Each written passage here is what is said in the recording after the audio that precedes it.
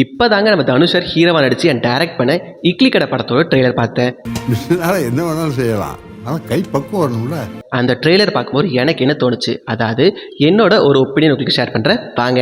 இந்த ட்ரெய்லர் பார்த்த உடனே நான் அண்டர்ஸ்டாண்ட் பண்ண விஷயம் என்னன்னா, இந்த படத்தை ஒரு ஃபீல் குட் எமோஷனல் ட்ராமா மூவியாக எடுத்திருக்காங்கன்னு தோணுச்சுங்க. இந்த ட்ரெய்லர் பார்த்த உடனே என் மைண்டில் கிளிக் ஆன ஸ்டோரி என்னன்னா, நம்ம தனுஷர் பேரண்ட்ஸ் வந்து ஒரு இட்லி கடை வச்சிருக்காங்க.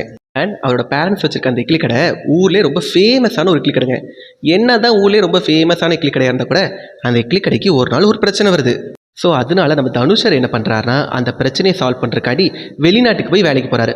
ஒன்ஸ் அவர் வெளிநாட்டுக்கு போனப்புறம் அவருக்கு என்ன ஆச்சு, அண்ட் அதே மாதிரி அவர் இட்லி கடைக்கு வந்த பிரச்சனை என்ன, அந்த பிரச்சனையை இவர் சால்வ் பண்ணாதா இல்லையா, அவர் இட்லி கடையை காப்பாற்றினாரா இல்லையா சொல்கிற படம் தான் இட்லி கடை.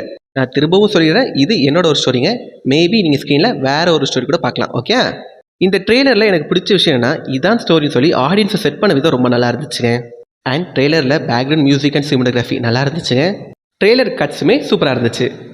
ஸோ என்னையை பொறுத்த வரைக்கும் இந்த ஸ்டோரி எழுதும்போது நம்ம தனுஷர் வந்து ஒரு எமோஷனோடு எழுதியிருப்பார் இல்லையா, அந்த எமோஷன் படம் பார்க்க வர ஆடியன்ஸுக்கு கன்வேயானா படம் ஓடுகிறது என்னோட ஒப்பீனியன். ஓகே, நீங்கள் இந்த படத்தோட ட்ரெய்லர் பார்த்தீங்கன்னா உங்களோட ஒப்பீனியன் கீழே கமெண்ட்டில் சொல்லுங்கள். மறக்காம நம்ம சேனலை சப்ஸ்கிரைப் பண்ணிக்கோங்க. பாய்.